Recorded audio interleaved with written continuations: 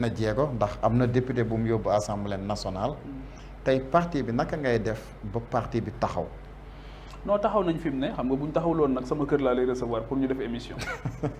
gars yu bëri boo leen wooyee sa kër ga lañ lay woo de. seen kër lañ lay woo de. donc ñun ñoo ngi góorgóorlu bu baax. ndax ba ma nee maa ngi dem ci Pape Djibril Fall am na ku ne ma. boo demee ngir yàlla laajal ma ko sax. moom journaliste la woon. Après nekk député mais naka lay def ba financer parti politique am bi. mais on a des gens qui cotisent on a des jeunes des femmes on a un groupe de cadre boo xamante ni chaque mois fii ñu nekk nii ñoom ñoo koy fay. ñooy cotiser bon tout le monde cotise moi aussi je cotise tout le monde cotise pour ñu fay mais waxal ma kooku ne ko. su fekkee mën nañu jàppale mu jàppale ñu parce que c'est difficile. waaw c'est extrêmement difficile. waaw parce que yombul tu as les charges fixes. Tu as les déplacements voilà donc c'est difficile des fois da ngay woo gars yi fii saa yi def nang mais on a des gens quand même yoo xamante ni bëgg nañ liggéey bi ñoo ngi jël ci li leen yàlla dénk as tuut di ko ci def tous les mois même si c'est difficile mais on croit en ci benn idéal boo xamante ni gëm nañ ko avec beaucoup de conviction donc moom la ñuy àndi di liggéey donc bu dee wàllu parti bi du point de vue du financement loolu la ñuy def les gens ils cotisent waaw ku am dërëm joxe ku am ñaar dërëm joxe ku am lu ëpp aussi joxe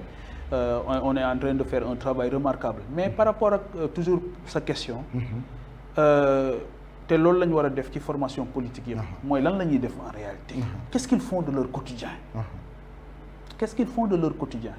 ñun aujourd'hui on fait un travail remarquable avec un dispositif des cadres dirigé aussi par un homme remarquable mooy Mamadou Dieng qui est un brillant polytechnicien donc on a l'école du parti aussi qui est dirigée par un brillant monsieur aussi mooy Abdoulaye Cissé psychologue sociologue moom lañ dénk l'école du parti donc keroog le 10 mai moo ñu yóbbu woon d'ailleurs à Kaolack. On a aujourd'hui la convention des jeunes dirigée aussi par un jeune juriste machallah Seydina Lay. On a le dispositif des femmes dirigé par Mariama Diatta.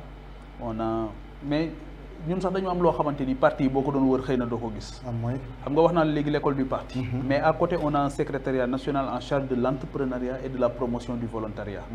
kooku xam nga liggéeyam lan la Lamine Diène lañ ko dénk qui est un entrepreneur chef d'entreprise sax laa bëgg a wax mais tey jii ndaw yi nga xam dañ ñuy jàppale ci politique ñëw nekk di sonn ci ñun soo ci amul métier dinañ la boole koo xam mën na la tàggat ba nga am métier. donc yow parti c'est déjà structuré alors. mais bien sûr totalement on fait tout comité des sages dirigé par Baye Serigne Diouf qui fait aussi un excellent travail avec les sages jàpp naa ne aussi c'est l'une des structures les plus organisées de la formation donc avec un cabinet aussi bien fourni machallah un cabinet bien fourni qui m'aide aussi à faire mon travail que je fais au quotidien nga xamante ni fi mu ne nii si je dois rencontrer des gens ils me produisent des fiches techniques yoo xamante ni on travaille énormément sur ça parce que jàpp nañ ne liggéey bi ñuy def liggéey bu am solo la mais dafa am lu koy lal mooy xam-xam bu wóor bu xam-xam bi weesoo nag dafa am valeur yoo xamante ni moom lay àndal mooy teggin mooy yar mooy yitte bu mat sëkk une volonté réelle pour mën a def liggéey et j'espère que yéen seen cadres yi melul comme cadre Pastef yi comme ni ko Ibou Fall doon waxee ne 4000 cadres yi xanaa ku si ne benn syllabe nga participer ci projet bi non ñun moom nekkuñu sax ci ay 4000 cadres wala 100 cadres wala yooyu mais l'essentiel mooy ñi ñu am li ñu bëgg a def ci liggéey ñoom nañ ko def nañu nekk dans les dispositions pour mën koo def aussi bien sur le plan économique et social lépp li mu làmboo ak sur l'ambition matérielle comme immatérielle wax naa léegi ki ñu dénk école du parti sociologue la ça veut dire beaucoup de choses il travaille dans les sciences humaines les sciences sociales doomu aadama yi tey jii un homme politique qui ignore totalement les sciences humaines xamoo sociologie xamoo psychologie xamoo les sciences humaines pour man dina des pour nga xam sa réew pour nga xam nit ñi ngay jëflanteel pour nga comprendre parce que fii mën naa am tey une fiche d'audience je reçois 5 ou 6 groupes yuy ñëw yoo xamante ni bokkuñu fu ñu jógee bokkuñu lu ñuy dox bokkuñu fu ñu yaroo bokkuñu lu ñuy wax te ku ci ne buñ ñëwee war nga nekk au taquet pour comprendre leen pour dégg leen pour comprendre seen préoccupation pour xam li ñuy wax loolu nag il faut nga am taxawaay pour mën ko def parce que du lu yomb mais c'est très passionnant man la chance que j'ai en politique man j'adore la politique j'aime les gens j'adore rencontrer les gens j'apprends beaucoup bu may dajee ak nit ñi du Sénégal et des Sénégalais voilà te loolu aussi bon je le tiens de quelque part dama ko donn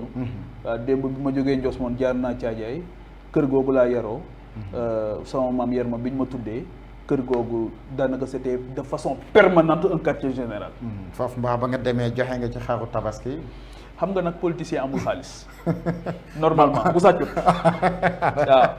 politicien moom wax ñoom ñoo may jox voilà donc véritablement li ñuy ñaan yàlla daal mooy sénégalais yi am luñ def ci seen poche li ñuy ñaan yàlla mooy sénégalais yi am luñ suturloo li ñuy ñaan yàlla mooy sénégalais yi am luñ sàmme seen ngor ak seen diine sénégalais ay nit yu baax a fi dëkk tey ji da ngay gis kuy dem gàmm wala muy dem màggal paasu aller rek lay yor boo dajeeg moom Touba wala Tivaouane wala nga dajeeg moom Popenguine wala feneen da ngay jàpp ne kii manqué wul dara ndax foi ngëmam moo tax di nga gis ku jóg di dem ci jàkka ji xëy na sax bàyyiwul dépense këram mais boo dajeeg moom doo ko mën a xam ci kanamam comme dëkk boobu ay nit yu baax lañ Sénégal rek ngay ñëw fekk fi dëkk bu tudd jàmm gën wala xaar yàlla kon dëkk boobu nous sommes stoïques nous sommes un peuple stoïque ay muñkat dëgg lañ. mais gars yi parfois ñu ironiser ko ne xaar nañ ba sonn. oui mais en réalité li ma bëgg a wax rek mooy fondamentalement. non je comprends il ne demande pas beaucoup voilà c'est des gens yoo xam ne ay jàmbaar ay muñkat lañ ay nit sutura lañ. et ça c'est important ñu bëgg a bokk lañ. ay nitu solidarité lañ parce que ñi màggee Sénégal yëpp juddoo fi xam nañ ne nit. xëy na ba tàyyi man fekke naa loolu suma kër gi ma yaroo ñu xëy sama maam ne dépense bi nit ñëw na fi ba jox na ko am na ku fi ñëw ci fajar gi ba jox na ko hôpital bi soriwul sunu kër Caajaay góor gi bu xëyaan jaar fa daan na dem ci benn da daan wër chambre yi daan na dem ci chambre ñu ne malade bi ñu wax ko rapidement ne ko amul sax accompagnant mu yónnee ci kër gi ne bu añ jotee nañ yóbbu chambre tel nañ fa yóbbu boolu añ loolu mooy Sénégal valeur yooyu nag sëñ bi yàlla na buñ ko ñàkk individualisme boobu nga xamante ni sauvage la benn occidental dafay wax ne ñun nit ñaa ngi ñuy topp sax te xamatuñ fu ñu jëm donc dundin boobu man am naa ay xarit yoo xamante ni am na ci ay tubaab yu ñëw Sénégal mais franchement bu ñu ñëwee Sénégal ni ñu gis nit ñi di dundee ni ñuy waxtaanee ak termes yi ñuy utiliser sax da ngay gis ne ñii am na lu ñu ñëwee donc développement nan la ñuy amee un développement économique et social bu mucc ayib waaye nag bu ñu perdre sunu réalité te loolu japonais yi gis nga ni ñu ko réussir asiatique yi de façon générale da ngay gis bu ñu xëyee di liggéey ña nga sol seen costume cravate dem liggéey waaye bu ñu wàccee ba ñëw ci seen kër yi ña nga sol seen kimono yor seen baguette yooyu ak seen i karbat